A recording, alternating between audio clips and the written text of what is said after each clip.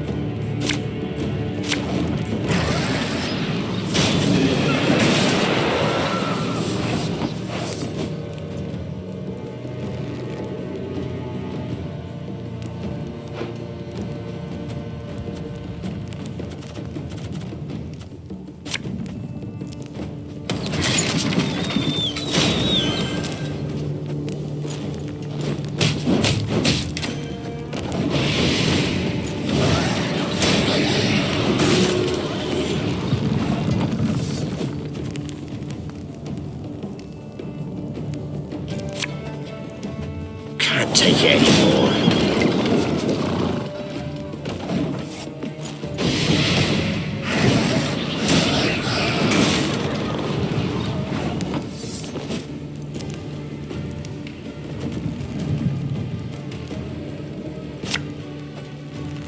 Bigger they are, easier they are to target.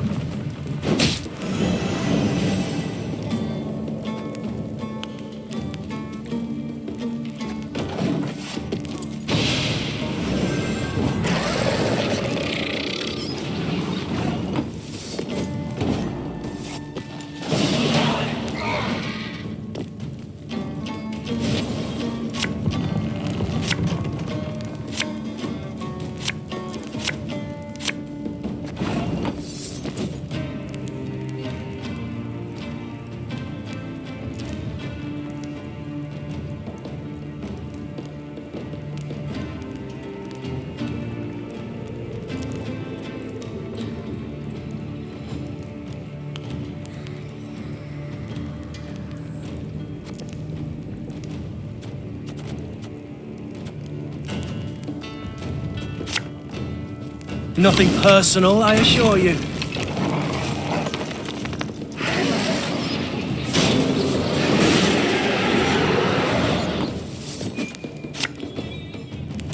Ow!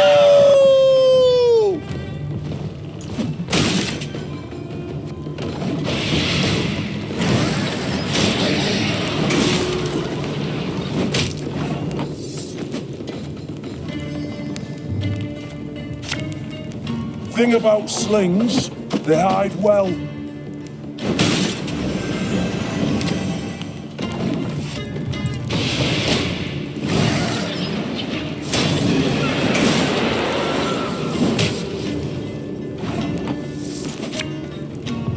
Hey?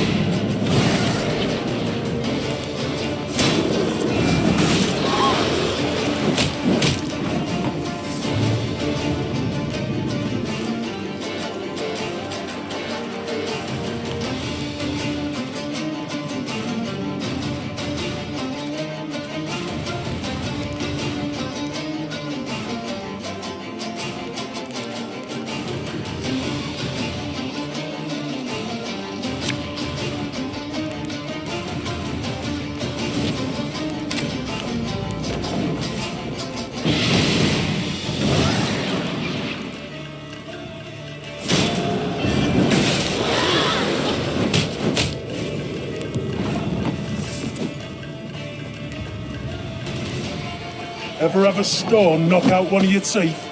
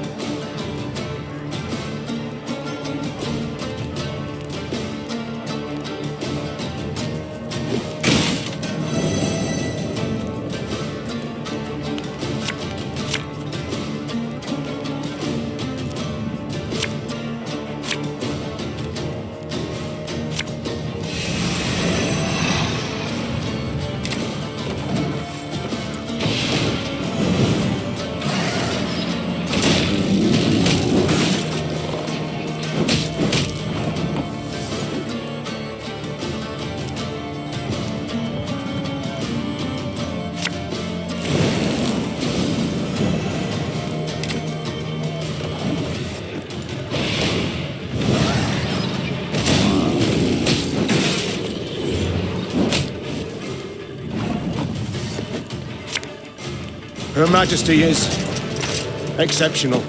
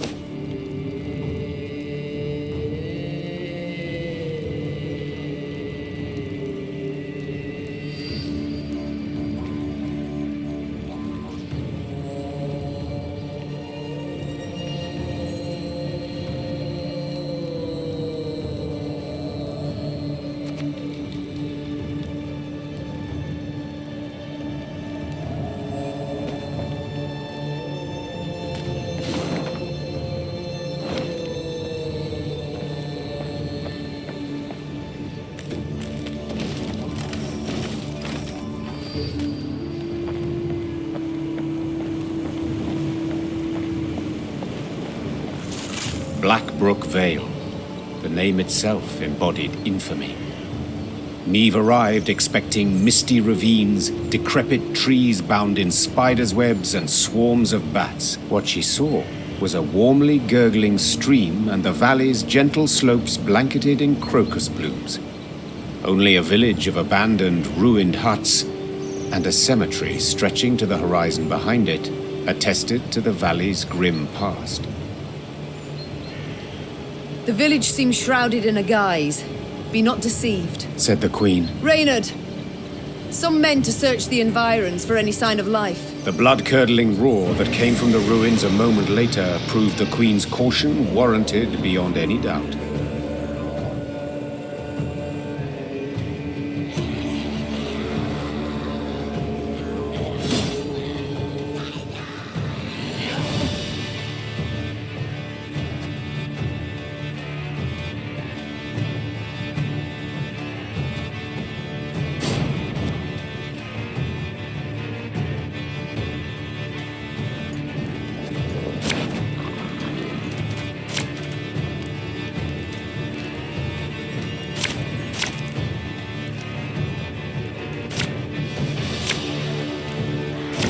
Protect the settlers!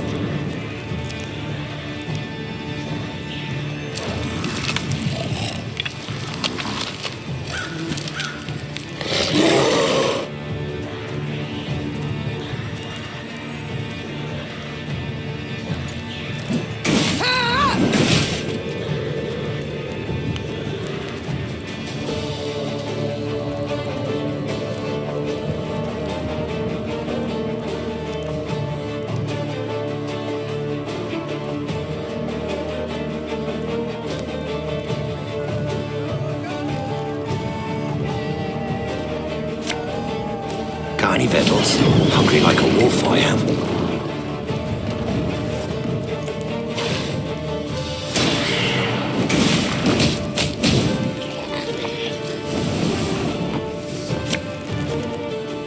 Ever have a stone knock out one of your teeth?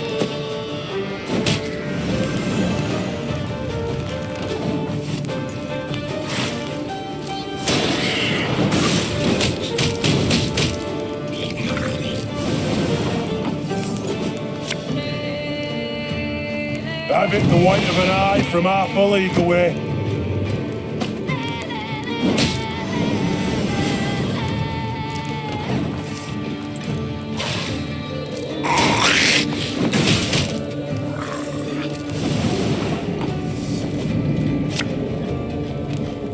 Bigger they are, easier they are to target.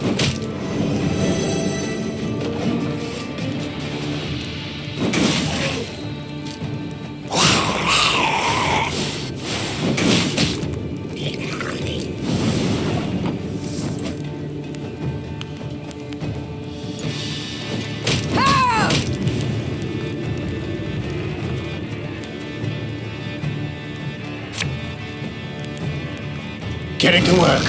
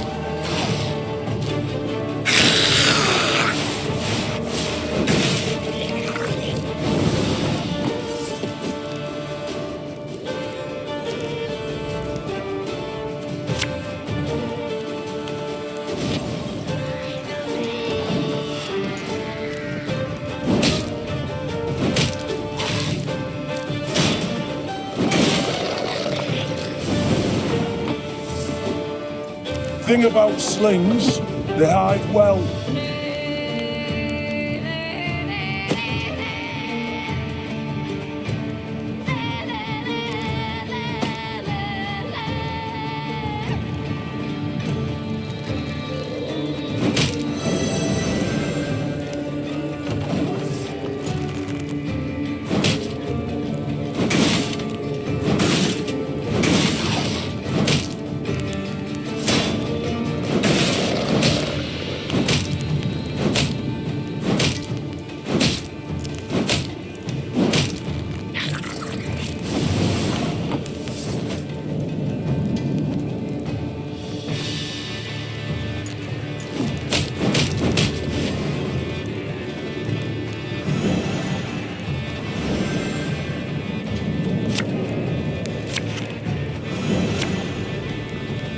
Quick and painful this'll be.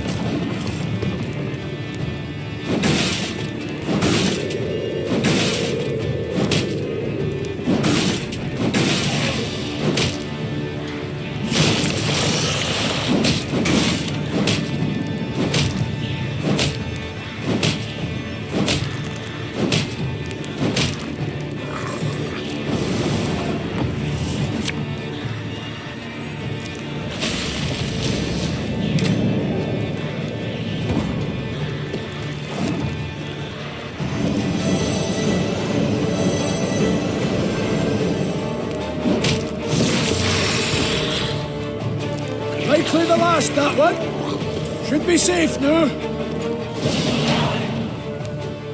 Following the victory, the settlers' hopes seemed renewed. Could the beasts they felled have killed the previous lot of colonists? Perhaps the curse that had long hung over Blackbrook Vale was at last broken. We thank ye, your majesty. The settlers' leader said, slipping the satchel from his shoulder. You've granted us new hope. And a new home. The dwarves had rolled up their sleeves, were prepared to go at the huts to repair them, when one of their number cried out. Hold!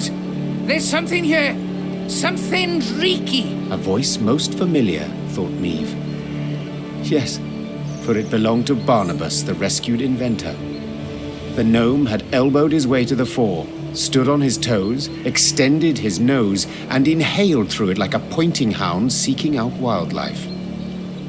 Ignoring all queries, Barnabas had then sat down on the brook bank, filled a glass flask with water, and was now holding it up against the sunlight, dipping into it the tip of his tongue and some strange scraps of paper extracted from the depths of the pockets of his patched coat.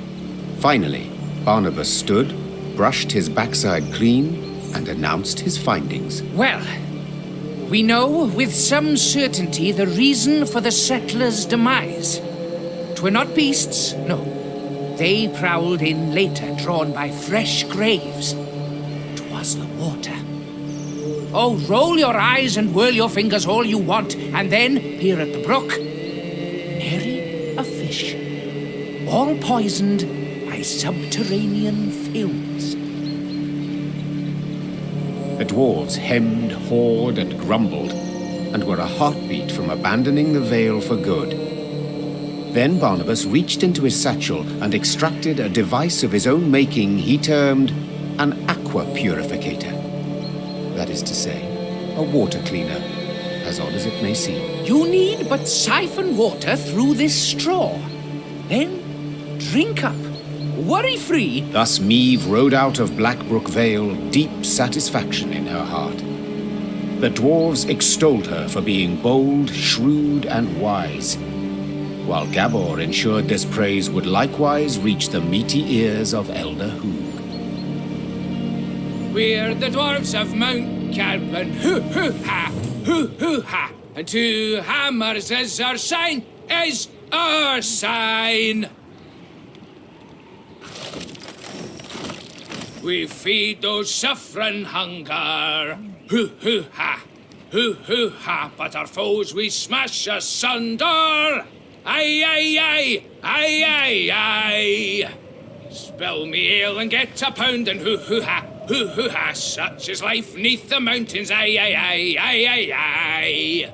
We feed those suffering hunger, hoo-hoo-ha, Ha, but our foes we smash asunder!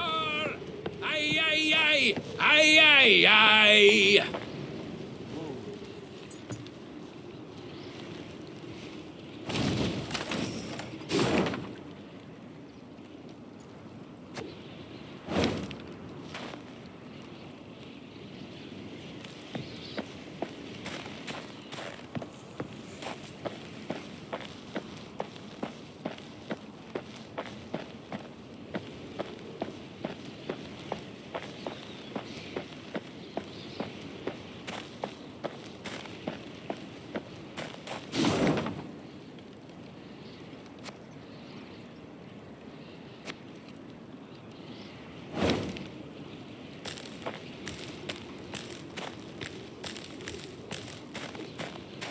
The rumors Gabor had overheard were true.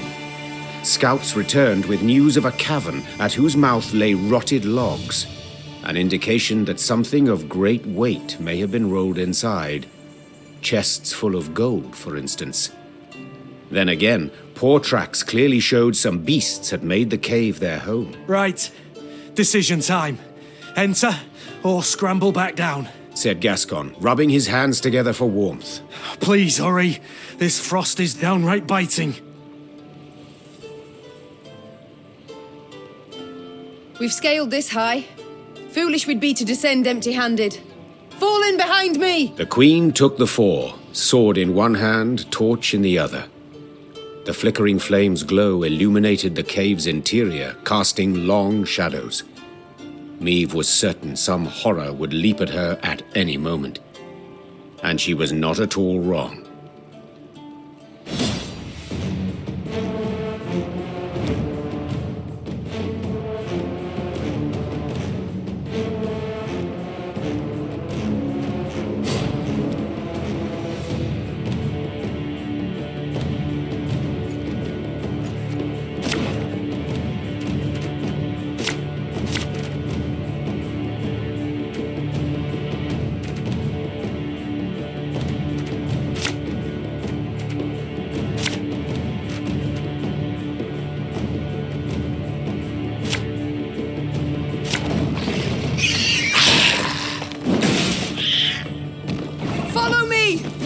Together now!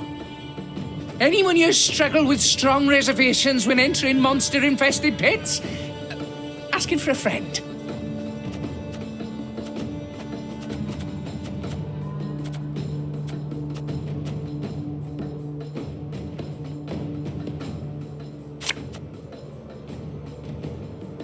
Fear not! We shall achieve our goal!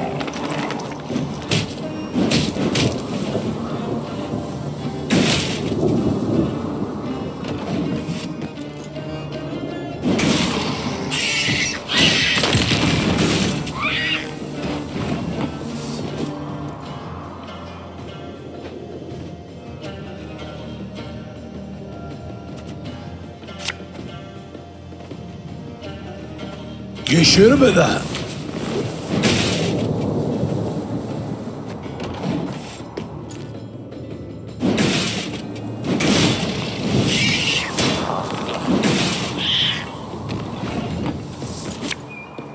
Have it the white of an eye from half a league away.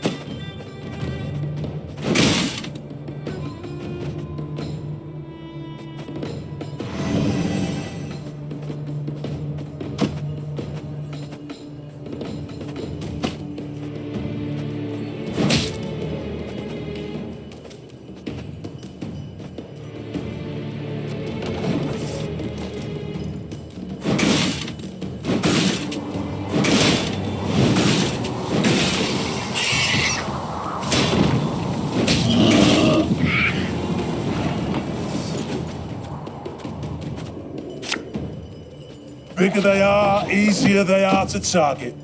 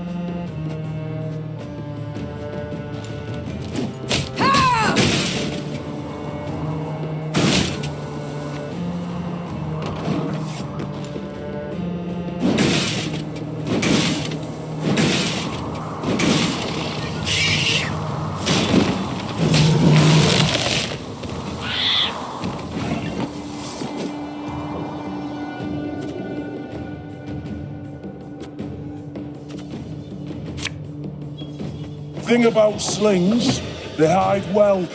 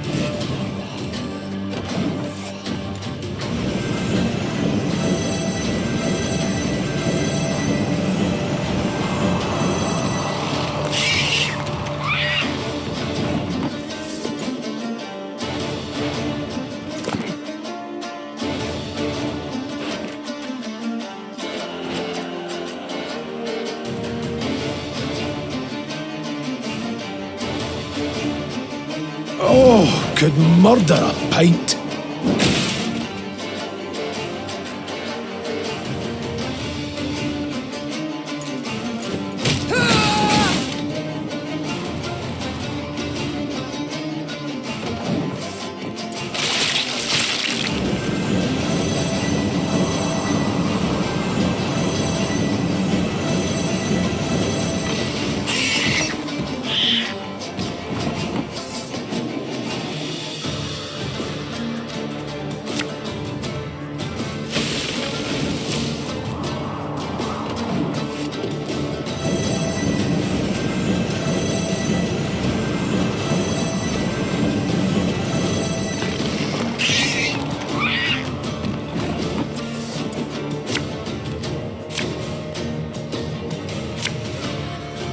Hey?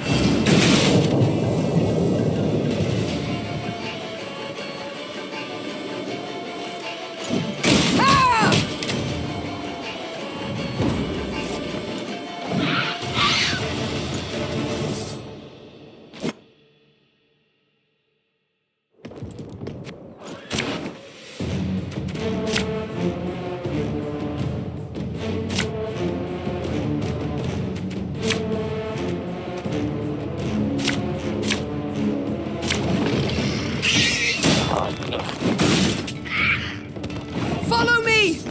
Together now! Anyone here struggle with strong reservations when entering monster-infested pits? Asking for a friend.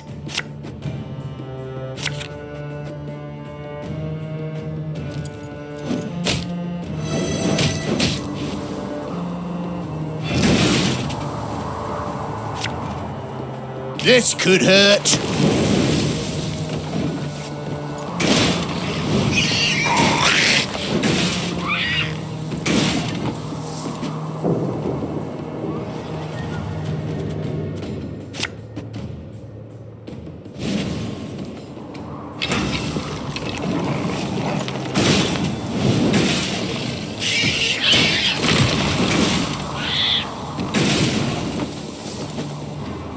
Watch your heads!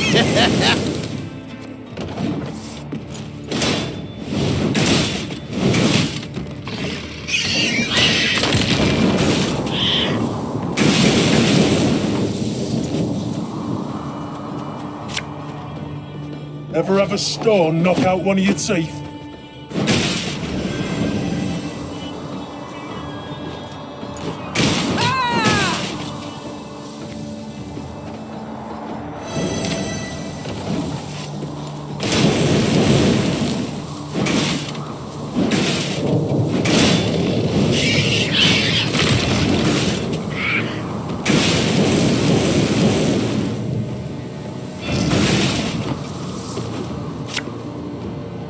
Have it the white of an eye from half a league away.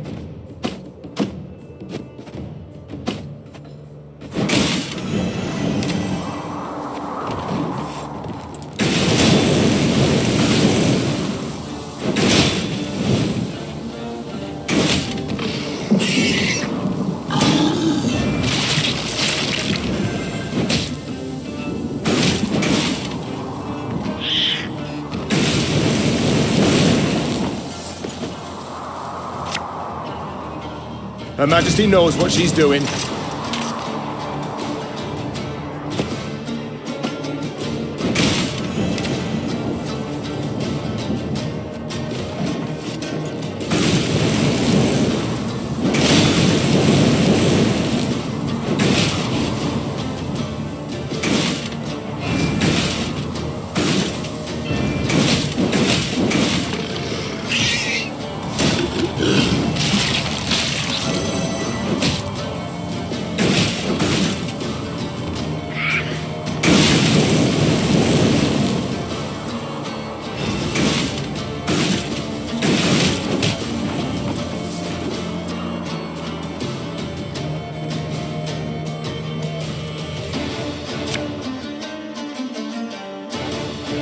My pain serves a purpose.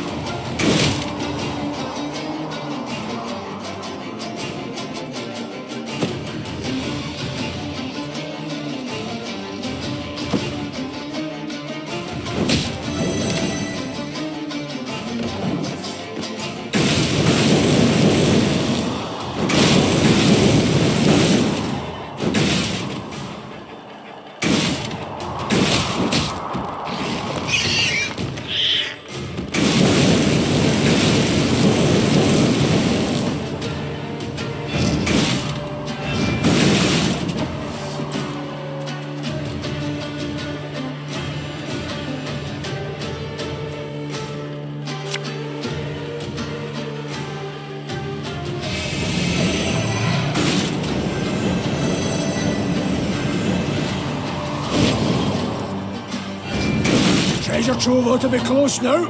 Come on.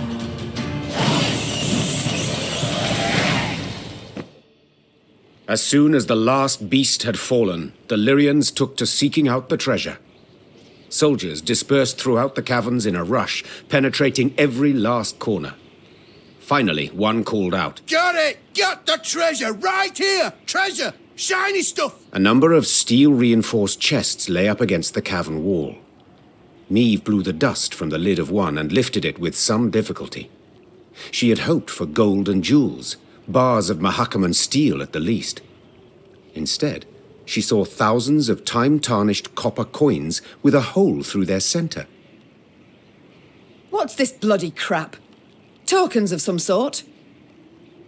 Aye, that's right. Holy Guldens, we call them. They're, currency in Mahakam. Get our wages in them. Use them to cop victuals and hooch. What of arms, armour, tools? Nah, all that's given to us. Clan provides it. Is that what you need? Weapons? Oh, feel the Egypt now. Brought you here for no reason. Yet these tokens, they can be exchanged for other coin, can they not? Temerian orans or Novigrad crowns? Aye, doable in theory, but not at all clever. Rates are crap. See, the elders keep 'em low to make life difficult for dwarven folk. Discourage 'em from leaving Mahakam. What's this? Common dwarves use no gold. You cannot be serious. Yet I am. What good's gold to them? Clan gives them all they need. And victuals and hooch beyond need, they get for tokens. Yet you trade with humans. Gold coin you take for your goods, the coin must serve a purpose. What is it? We hoard it all. In vaults. Great piles. Down bottom lie ducats dating from the reign of that dozy ham-shanker King Dagrid. And you do not put it to use? Acquire anything for it? Then it's true what folks say, that you love gold too much to part with it. Hoard it for pleasure, as dragons do. Point of fact, that there's pure drivel. Gold's a metal like any other, just yellow. We hoard it for our safety. Your safety? I fear again, I simply don't follow. Couldn't it be simpler? Soon as human folk get it in their heads we's a thorn in their side, we'll spend it. All of it, in a jiffy. Excess coin supply, that's called. Matter of days, gold'll be worth less than sawdust. And you're tossing banks and economies, bam, on their arses. There'll be nothing left of them. They'll cave in faster than a mine shaft with rotten props. Why are you all ogling me? With human folk for neighbours, we dwarves got to be damn vigilant, as sheep round wolves. So how can these tokens serve me? We must trade them. Even should we get a pittance, it will be something. The soldiers demand their pay. Ah, your bum's out the windy. Fighting men want full dixies and tankards of hooch. Coins but a means to that end. What do you suggest then? As I've been saying, the tokens we use to purchase nourishment and mead, and what you've got in those chests, why, that'll do to fund a feast the likes of which Mahakam's not seen since Brewer was sworn in as Elder-in-Chief. The fighting men'll eat and drink their fill, carouse about and forget their due and pay right quick. And invite the local dwarves to feast with you, and the clans'll look kinder on you too.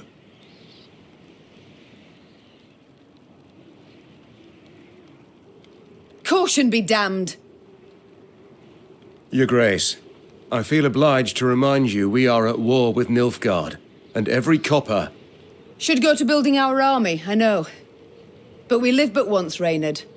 Sir Gabor, take the tokens, and arrange me a feast so grand that Ebdahi himself shall hear us revel. As Meave's force could not possibly fit in a tavern, the feast was laid out in a storehouse. Crates arranged in rows served as tables and benches, while the windows were festooned with lion's foot and pasque flower. Great barrels of mead, cognac, and vodka were rolled in, and when the soldiers saw this, they broke out in cheers and laughter that lasted till dawn. Pour us another round, you lovable Lyrian bastards! For he's a jolly good a jolly good dwarf.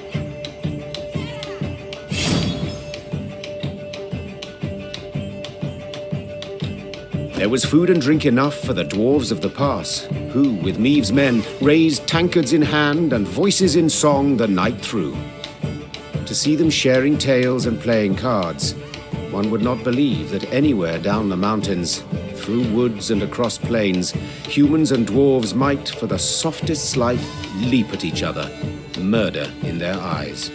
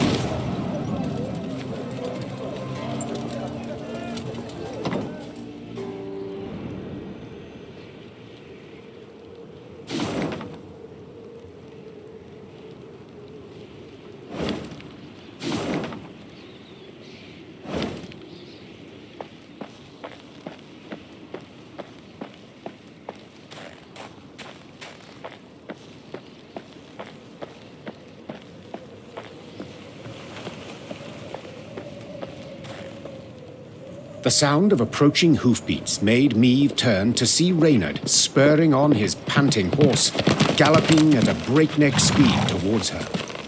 Ill tidings I bring, your Grace. Clearly. Glad tidings never arrive with such urgency. Our scouts captured a Nilfgaardian messenger. He was traveling in disguise, and by night.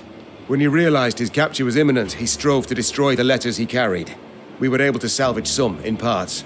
Anything of interest? Yes, there is, I fear. Your Majesty, you must listen. Consider your offer accepted. Direct Meve and her force to the agreed site. We await their arrival. Your reward shall be as agreed. Hail Keritsa. A traitor. We might have expected as much. Nilfgaard has shown amply that it abides only by the rules it sets.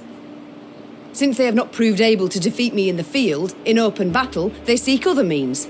I suppose the scroll bears no name. It does not, Your Grace. The messenger. Have you questioned him? Naturally, Your Grace. Alas, he knows not to whom the letter is directed. He was to leave it in an agreed spot. I take it tidings of the whole affair have spread throughout the force? Yes, Your Majesty. The witnesses were too many to keep this fact a secret. We must thus assume the traitor in our ranks knows it as well, and will make no attempt to retrieve the scroll. A dead end. Have we any other leads or clues? None, I fear, Your Majesty. We must be alert. Keep a keen eye on events as they unfold, and exercise great caution in forging new acquaintances. Very well. Eyes wide open, all senses attuned. Yours in particular, Reynard. Of course, my liege.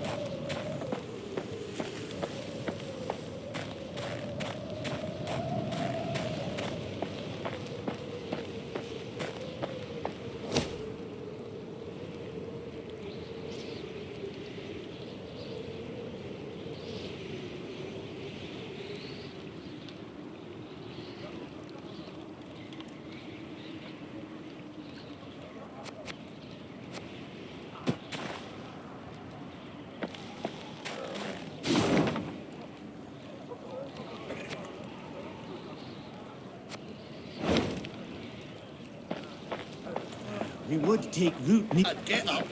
I would, Your Majesty, but my arse is frozen to the ground.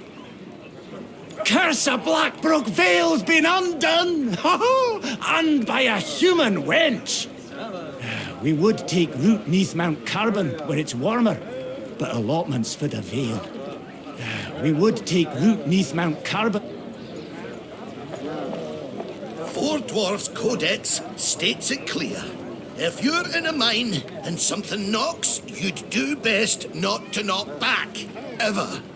Four Dwarfs Codex. Riding past a mine, Meve noticed a group of miners gathered around the entrance to a shaft. Frost had settled on their moustaches and beards, suggesting they had been there for some time. The Queen summoned Gabor and asked him to determine the reason for this sit-in. He returned after a few minutes and announced the most curious thing. They're waiting for the knocking to stop. Meve's frown prompted Gabor to explain in greater detail. According to our laws, dwarves can't go into a mine if there's knocking coming from inside. We're obliged to wait for the ruckus to quieten down. Ah, yes. Our own miners share this superstition. Reynard interjected. They say the knocking is that of a treasurer gnome, a kind of mine ghost. With all due respect, your miners are dimwits, Gabor said, patting Reynard on the shoulder. Knocking means an imminent and abrupt discharge of the potential pliable energy of rock formations. In other words, ye ken, a rock burst. Except usually it's all done in a day or two, whereas these lads have been waiting going on 2 weeks. Foreman's grown impatient. He'd like to send someone down the shaft, have him see what's at issue, but, well, the code forbids us from doing anything of the sort. If in this manner I can gain favour among your brethren, sighed the Queen, dismounting. so be it. I shall descend and see what the problem is. The shaft was too narrow to fit an entire army, so Meave and a small unit of men entered the mine, miners' lamps in hand and hearts in their mouths. The rhythmic knocking coming from the bowels of the mountains, distorted and multiplied, was unnerving. Soon the company arrived at the place that seemed the source of the knocking. Gabor put his ear to the rock and listened for several moments in silence, then struck the wall with all his might.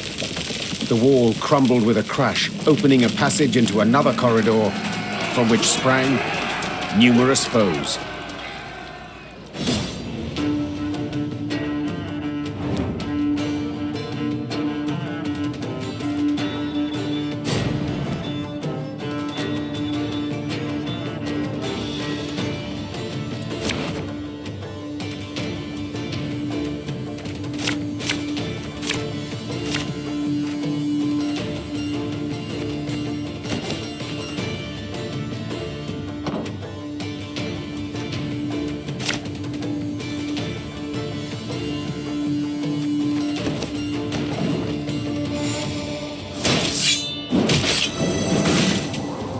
Did you hear something? What was that? My gnome senses are telling me. Those definitely aren't ghosts.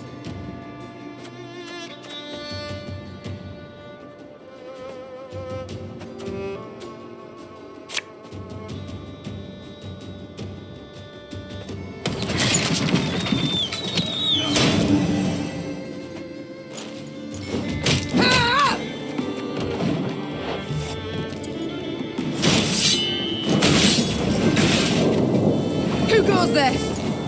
Drop your weapons! Nay, you drop yours! Watch your heads!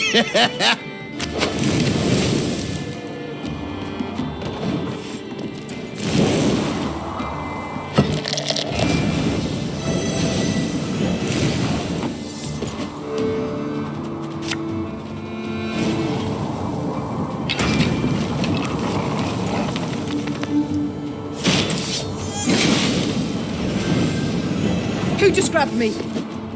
Oh, apologies, Meave. I thought you were Reynard. Catch!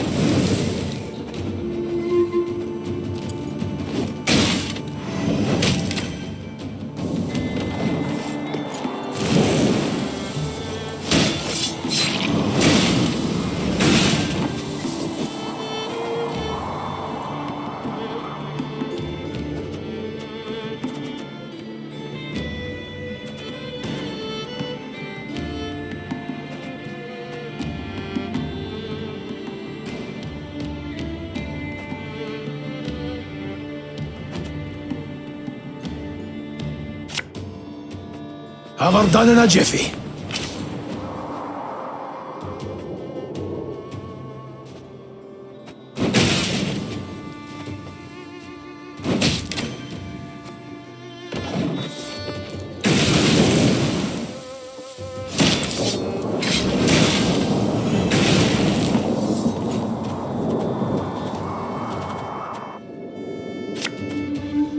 Can't take it anymore.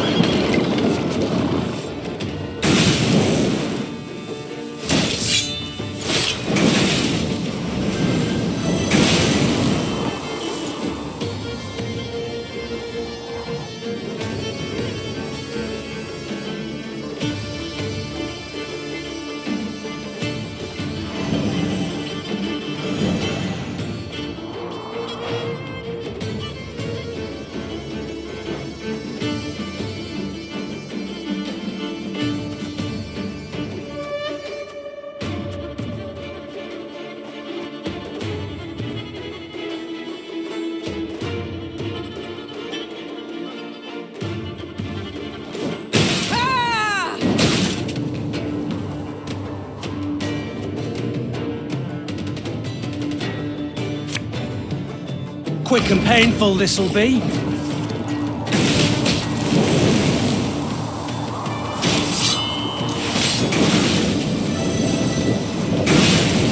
Reynard, are we winning? I can't see a bloody thing.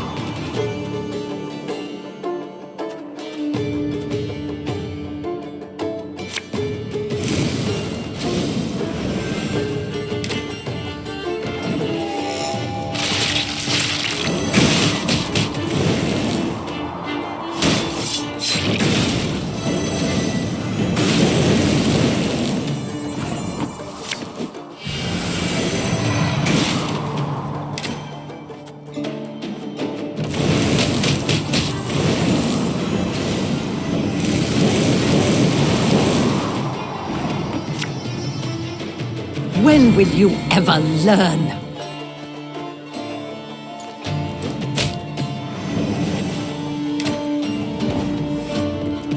Stop! Stop! We surrender! Both sides were surprised. Both fought in the weak light of torches, nearly down on hands and knees.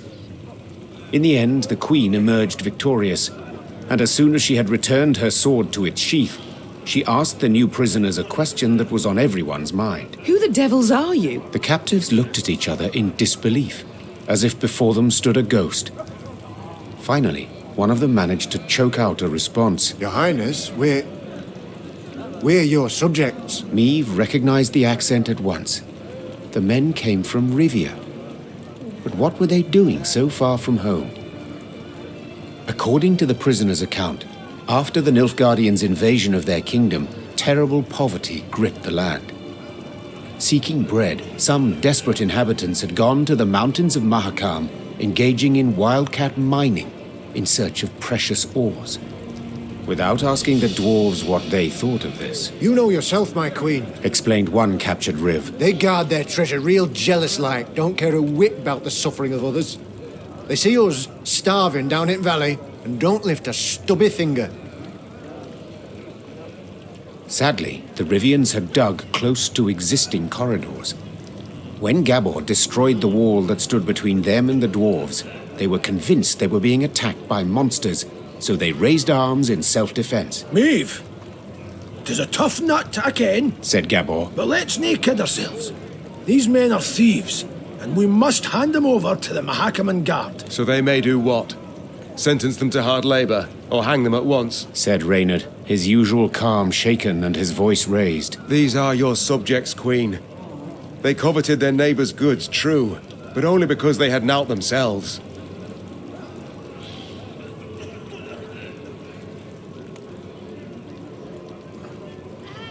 If dwarves left the mountains to rob the fields of Rivia, said the Queen after some consideration, I'd want to judge them according to our laws. Like it or not, Bruverhoog has the same right. But, milady, you're us queen. You swore to protect us. From harm, yes, but not from due punishment. With a heavy heart, Meve handed the Rivs over to the Mahakaman Guard. What happened to them, I cannot say for certain, but they were not seen again.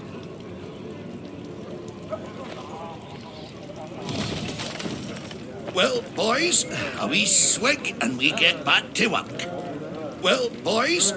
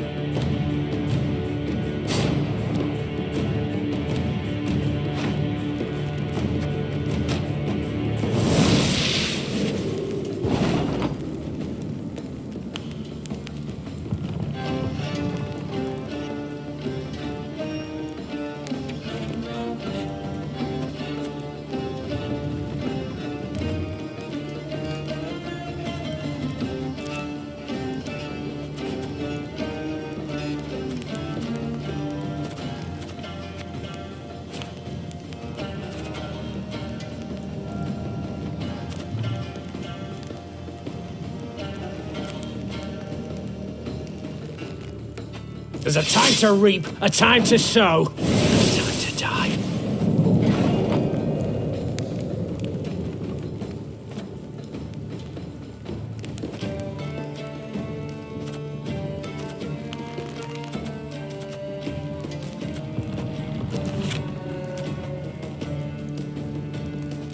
Aye.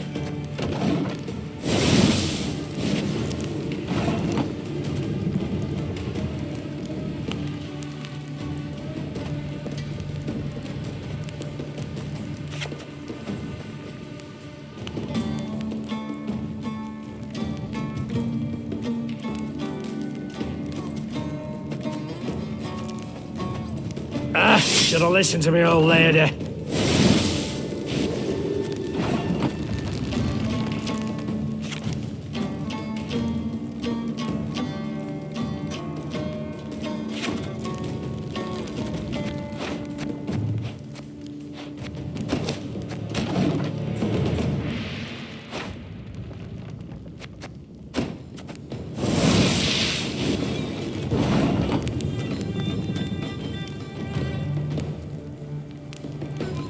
This harvest will be reaping black-clad heads.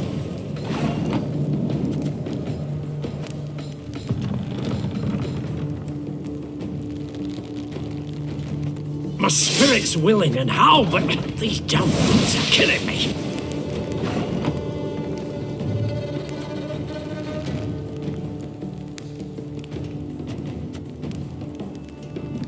Thing about slings, they hide well.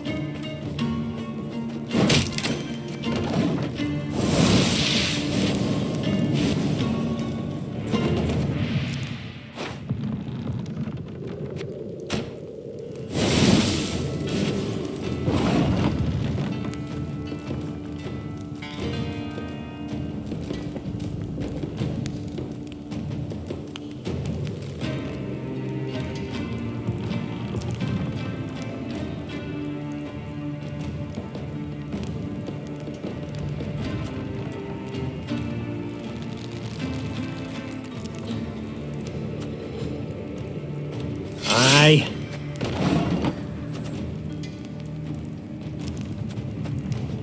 Should have listened to me, old lady.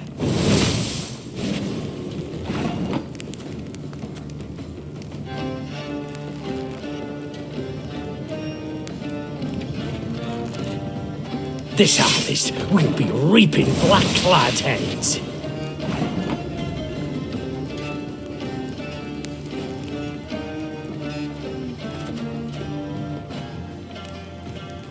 Hey?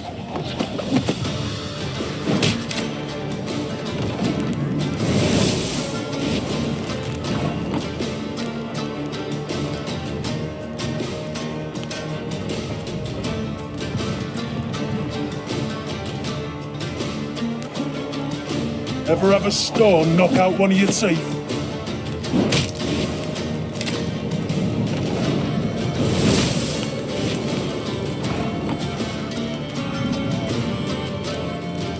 My spirit's willing and how, but these damn boots are killing me.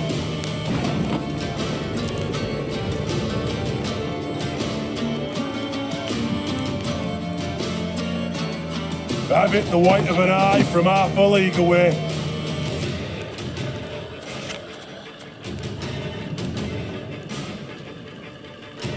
There's a time to reap, a time to sow, and a time to die.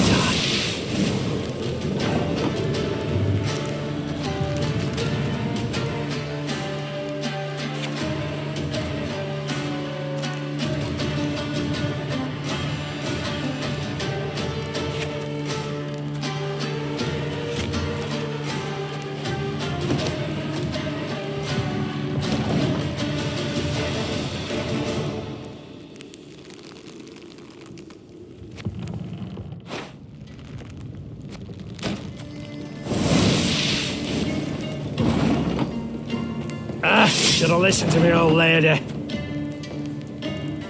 This harvest will be reaping black-clad heads.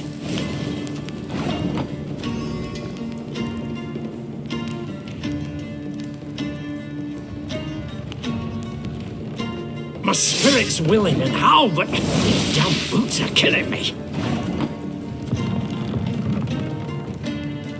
Hey?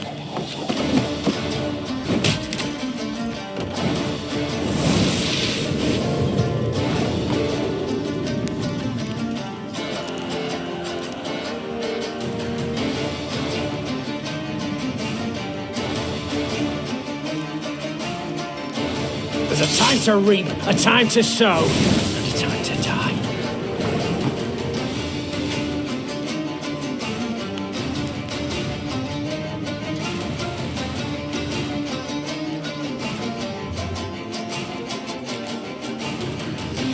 Ever have a stone knock out one of your teeth?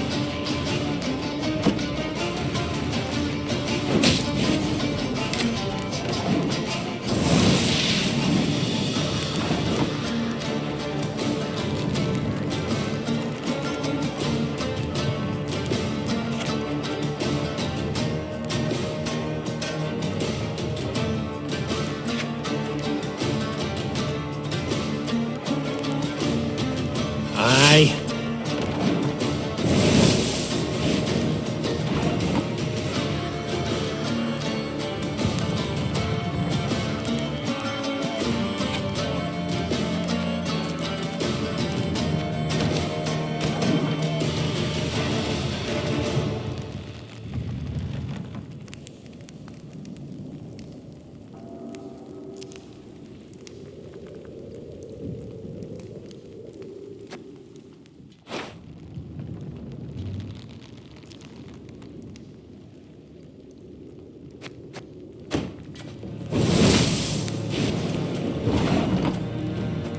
Should have listened to me, old lady.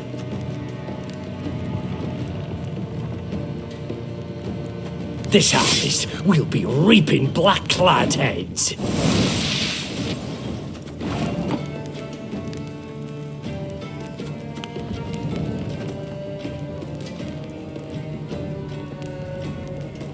My spirit's willing and how, but these damn boots are killing me. There's a time to reap, a time to sow, and a time to die. Hey?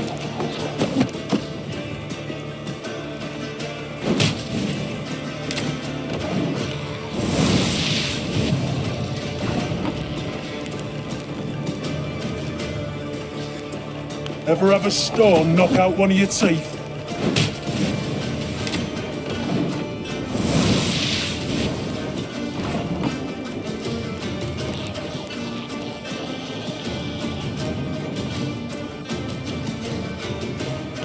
Aye.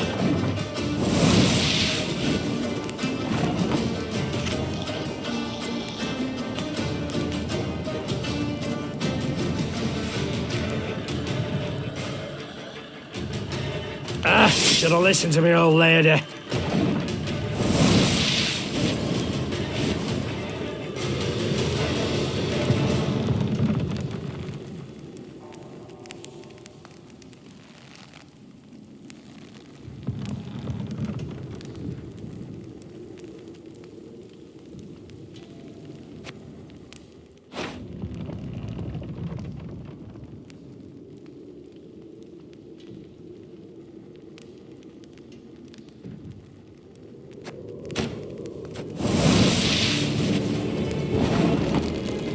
Aye.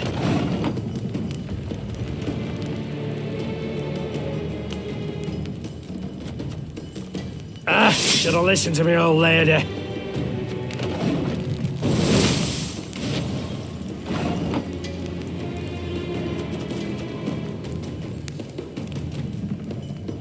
This harvest, we'll be reaping black-clad heads.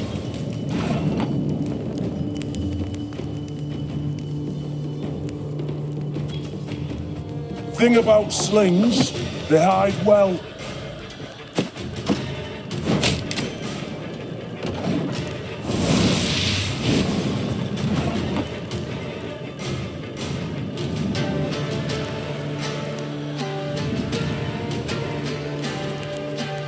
My spirit's willing and how, but these damn boots are killing me.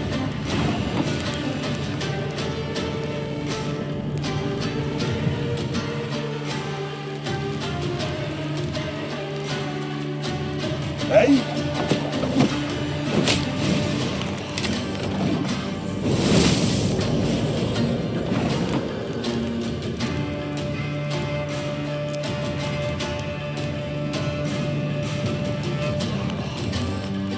There's a time to reap, a time to sow, a time to die.